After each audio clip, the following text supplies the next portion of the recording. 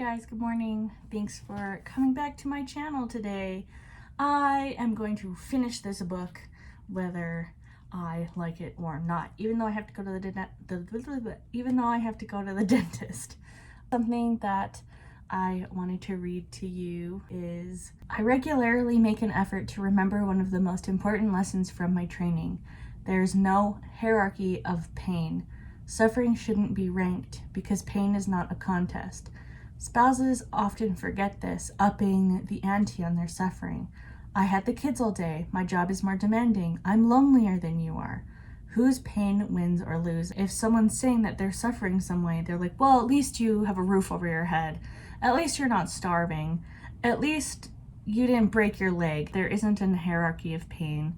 Our suffering and pain isn't a contest, and everyone deals with their pain differently, especially with the lives we've been given. There are billionaires who will still feel sad if someone dies. There are people who are experiencing life in many different ways than we ever would because we are given the tools that we need to deal with certain things that they don't have. And we don't have the tools for certain things that they do have the tools for. It's important to remember that. This is getting really sad. I don't know if you can see, but I have kind of tears in my eyes. The last 3 chapters that she has written has all but made me weep. With all 3 patients she's introduced in the book, all of them are kind of coming towards this solution, ending with her, and it is sad. It's making me cry. Oh, you know, just ugly crying while everyone has their therapy wrapped up with this woman. Yikes. Wow. I'm almost done. I think I'm on like the last 2 chapters. But if you like a good cry, the end of this book is for you. So I finally finished the book. My impressions of this book are mostly positive. It has a lot of things that I like and some things that I didn't like so much. It has a lot of things that I love in a book. So humor, knowledge, and tears. Some things I wasn't the biggest fan of was the fact that she goes through her entire life setup and how she got to become a therapist, so like med school and writing for a show, and I kind of found them a bit unnecessary.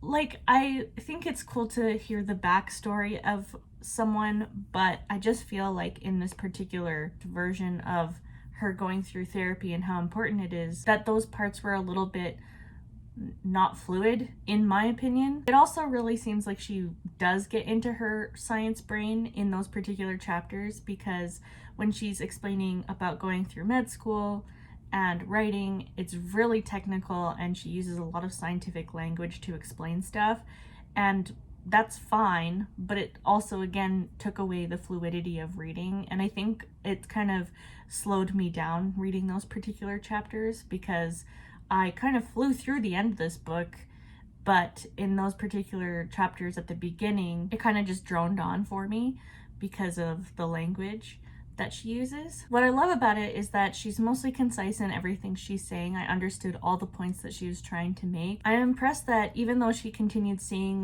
her patients, that she was able to wrap up each story in a sense that like you kind of felt like there was an ending even though they did keep seeing her. I am glad that there's people like her out there in the world that are helping people grow within their preconceived cages that we make for ourselves. And actually, upon researching more of the book, I found out that Eva Longoria is apparently going to play her in an adaptation on ABC that they're making, so that'll be interesting. I will probably watch a couple of those episodes to see how it transfers, and I'm excited to see how it does. I also found an interview that she did for the book, so I've included that link down below so you guys can read it as well. Thank you so much for sticking with me while I read this book. It kind of went on for a lot longer than I thought it would, but when I looked at it, it's actually a pretty thick book, which I didn't realize. I thought it would be a quicker read. So I really appreciate you sticking here and hearing my thoughts on it. I highly recommend it if you like the elements that I mentioned previously, like if you love a really good cry at the end of a book, this one's for you. Hey everybody, I just got back from the dentist and shopping for my ginormous charcuterie board that I was going to make.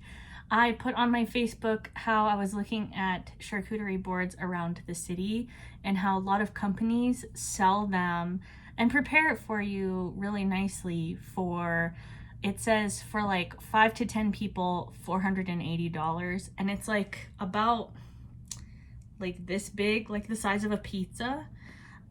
So I think I can do it cheaper, and it looks like I can because I went shopping today and got all of the stuff that I want to put on the board.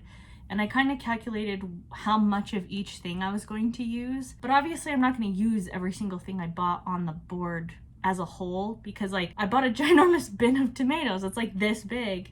And obviously I'm not going to put all of those on there. And that was like $6.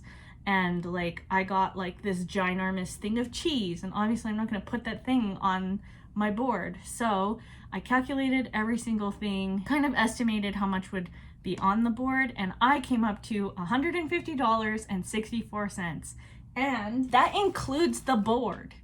So this isn't round or anything, so comparing it would be really hard. But I think if it were round, it'd be around the same size as what they were advertising that they would sell me a charcuterie board for in my town. And so it's been ranging everywhere from $480 to like $600 for a charcuterie board. And even just like my meats was like only $30. Why is it so much money?